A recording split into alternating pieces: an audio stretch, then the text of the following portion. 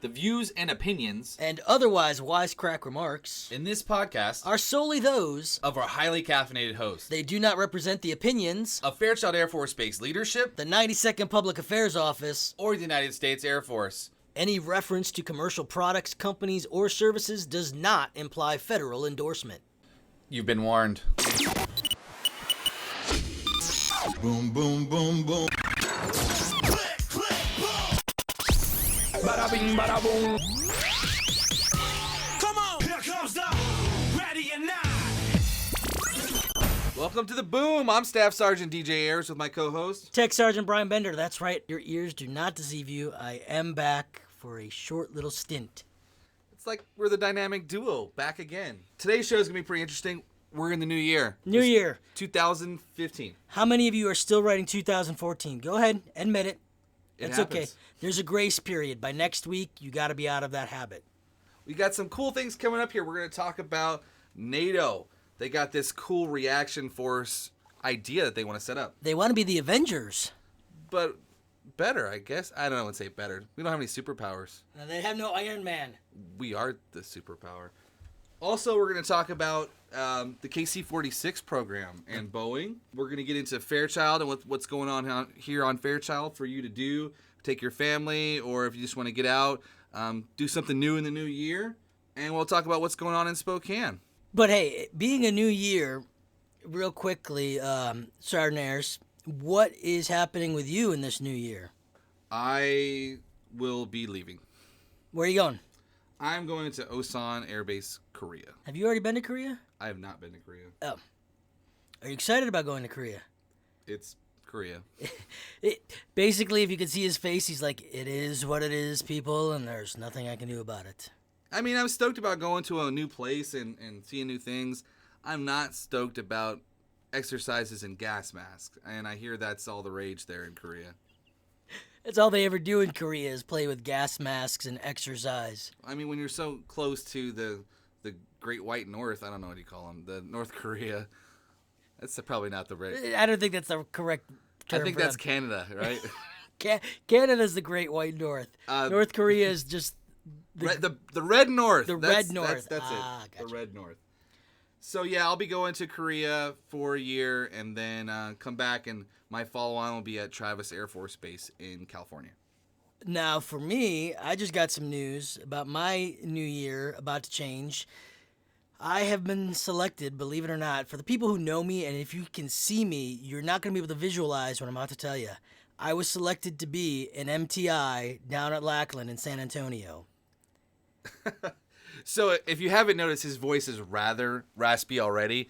And, you know, if you remember your TI from basic training, he already had a raspy voice. So I'm thinking that by the time he's done with this, he's going to sound like Darth Vader. That knife hand is going to be the only way I'm going to be able to talk to those trainees because I'm not going to have any other voice. Or what I'm going to have to do is get really creepy up next to their ear and just whisper to them and really freak them out. Or you could do the Bane. Oh, yes. You have adapted to the Air Force. I was born to it. Let's get into some of the news we have today. NATO's priority in 2015 is to set up a reaction force in Europe. So what their goal is to say that, hey, when somebody's getting out of line, when someone gets out of line, we want to, get them back in line. I don't know, but NATO just doesn't exactly strike fear in the hearts of, at least I don't think of NATO as being, big, bad, and evil. And how quick of a reactionary force are they going to be? Yeah, just wait a second, please, Putin. If we could just finish our tea and crumpets, and then we'll get back to you. Well, we're already doing stuff to protect some airspaces there in the Baltic region. We got the Italians swapping out with the Portuguese and whatnot. But the real question is, who's going to front the bill on this reaction force? Ooh, I know. Is it the U.S.? And it very well could be the U.S., but some fingers are pointing at Germany, and maybe they should foot the bill and, with all that BMW and Mercedes money, take on some of the responsibility. Okay, so can we assume that maybe then in Europe and whatever that the U.S. doesn't have to be seen as the big brother? We can now call upon NATO to handle some skirmishes, handle some people who might get out of line, and, we can just focus on the Middle East like we always have? Can we go fight somewhere fun? Let's fight somewhere in like Hawaii or what are the You know what? Let's fight the pygmies in New Zealand. I bet you that'll be easy. Yeah, there you go. Are they in New Zealand? I don't know. I think they're in Africa. Maybe you're right. There's something in. Oh no, is it the Kiwis? The Kiwis in New Zealand. I don't know. All I'm saying is we got to go down under. I feel like somewhere tropical. Decide to fight somewhere where it's nice. We'll fight on the weekends. How does that sound? You know what? Take the rest of the week off. Fight on the weekends. Excuse me, sir. Let me finish my Mai Tai, and then we'll talk.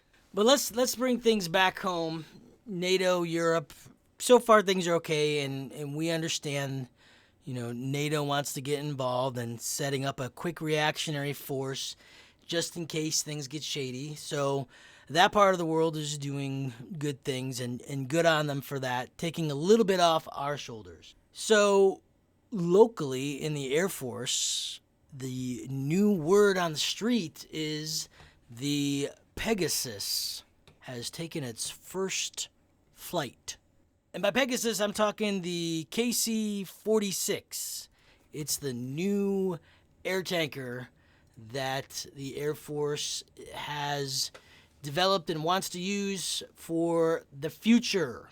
So the KC-46, they're developing this here at Boeing Field in Seattle.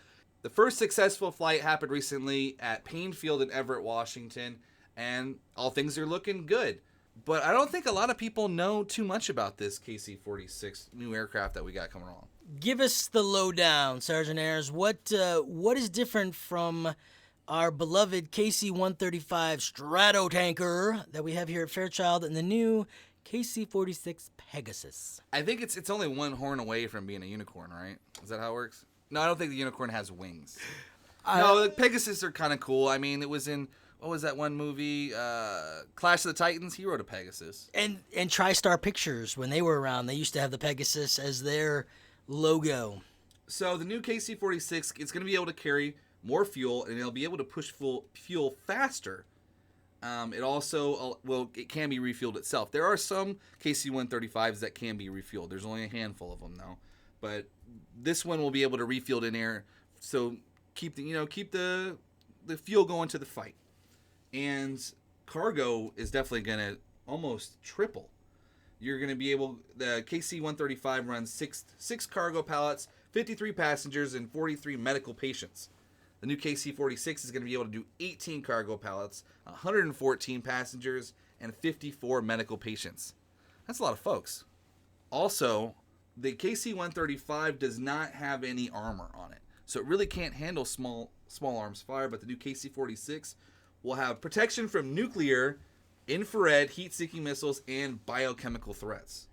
So we're just moving into the future. Technology has caught up some, and we're ready to have a new tanker. It almost sounds like the Pegasus is ready to make some really, interesting combat sorties, and instead of being up at, say, 35,000, 40,000 feet refueling the fighters, they're going to roll right down there with him at 2,500 feet and, hold on, let me top you off there, buddy.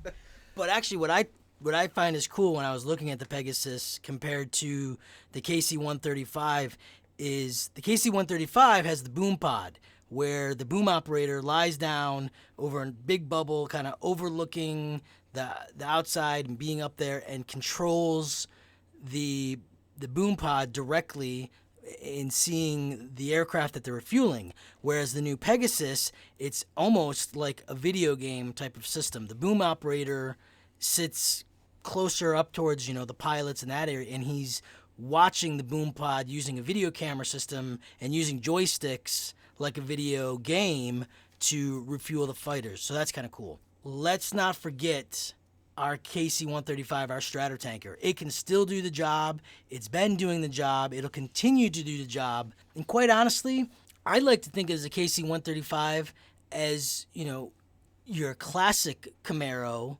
and your Pegasus as like the Camaros of today. I mean, the 135 is still, it's out there every day fueling the fight. It's keeping fighters in the air. It's keeping bombers in the air.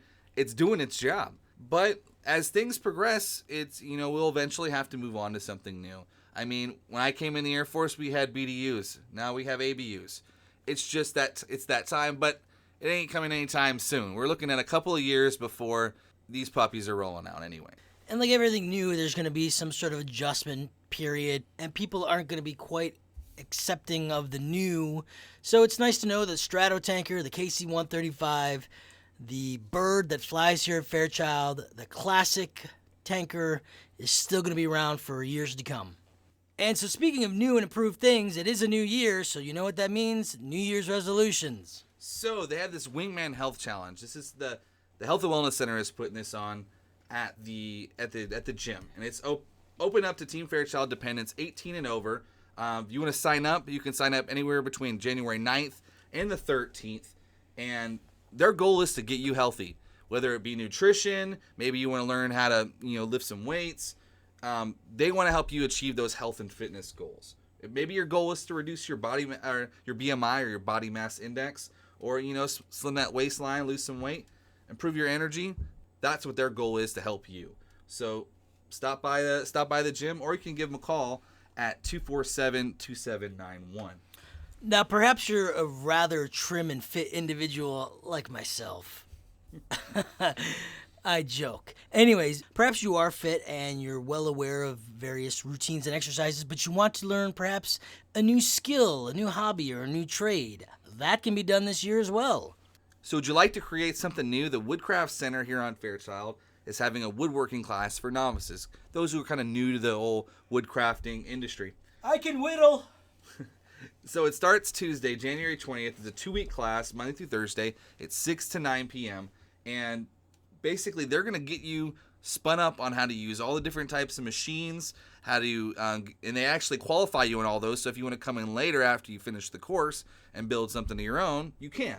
This course combines 3 projects: pen making, you're going to make a cutting board, and a keepsake box. So it's kind of rudimentary to get you started, but it's enough to, make you dangerous at the woodworking game. And then if it's something you like, pretty much every base tends to have a woodworking shop. So you pick up the skill here at Fairchild as a novice, you PCS somewhere else, you're going to be able to start using those skills that you've learned and that activity center anytime you go. But let's say woodworking isn't your thing, you're too tired to exercise, the kids are driving you nuts. What can you do? So, Parents' Night Out. It's coming up January 23rd. It's 6:30 to 10:30. You can drop the kids off. They'll be taken care of. You can go out, have that date night you've been talking about, for a while. But where will I go? You can go back to bed for all I care. You'll have some peace and quiet. Not that we don't love our children, but sometimes they can grind on your nerves a little bit. And when is that Parents' Night Out again? It's on the 23rd, and it's 6:30 to 10:30 with the CDC. Gotcha. Now, what about this weekend? What if I'm looking for something to do now? Tonight? Tomorrow? So if you haven't noticed, it's winter. There's some snow on the ground, or There was. or ice. This Saturday, out in Shawila, at 49 degrees north, they're having their Winter Sport Fest, and this is going to have cross-country skiing and snowshoeing, and it's free. This is the really cool thing, and they're giving free trail passes for those who want to learn these 2 kinds of sports. If you can't do as much hiking now in the winter with all the snow, this kind of gives you that option to go out and see the scenery and, get in shape. It starts at 10 a.m. They're going to have free cross-country ski and snowshoe demos, show you how this stuff works, little mini clinics all up until 3 o'clock. And all sorts of other cool events, including a bonfire right around 3 o'clock as well. If you want to get in contact and find out more information about this cool event, it's 509-935-6649, or you can visit their website at ski49n.com. But what if I'm not kind of the outdoorsy kind of person? What if I like cozy inside, warmth, something to drink, something to eat? Real Spokane is putting on their Winter 2015 short film event. This is bringing filmmakers from all around Spokane and showing their works to the public and, having a really good time with their friends and family. It's not real expensive, and it's a good way to support the community. It's going to take place at 7:30 at the Magic Lantern. It's on West Main Avenue, downtown Riverside. And if you want to get in contact with these guys, give them a call at 509-209-2333. 2383. Or you can go to their website. It's www.realspokane.org, and that's real as in REEL. That about does it for this edition of The Boom. But before we go, one thing that we need to share is the commander, Colonel McDaniel, is wanting us here at Fairchild to get back to basics as far as it goes with safety. There's been a lot of various mishaps and other safety issues and just lapses in judgment. And it's his belief, as well as the rest of the leadership at Fairchild, that if we just get back to the basics, remember things we learned in basic training about safety, things we learned in our tech schools, things we learned in upgrade training about situational awareness, going back to our TOs and our SOPs, things might work better for us here at Fairchild, less accidents. Speaking of accidents, I tend to call Fairchild, or I'd like to call Fairchild, Foggy Fairchild. And that's because it's been super foggy lately, but there's one thing that really upsets me about, and it's not just Fairchild, it's Spokane. Turning your headlights on when it's foggy outside. It seems like it's common sense to me, but I guess some people don't get it. Common sense is so rare, they better declare it a superpower. And it really comes down to that, was it the 8% that ruin it for everybody else? Turn on your headlights. It's no different than when it's raining. I can't see you, and sometimes the fog has been so thick that I don't see the car in front of me till I'm, a good 10 feet or 5 feet from them. So fog and freezing weather in Fairchild, they don't mix very well. It's just out there, creeps up on you, and it just stays foggy here all the time. So don't assume that just because you can see me, I can see you. Turn the headlights on, avoid the accident. And slow down. And slow down, yes, especially because with that fog tends to come that freezing film of just barely ice, black ice on the roads, just creating havoc. So as always, you can find The Boom on YouTube and on iTunes. And as always, we'd love for you to tell your friends and tell your coworkers that you listen to The Boom!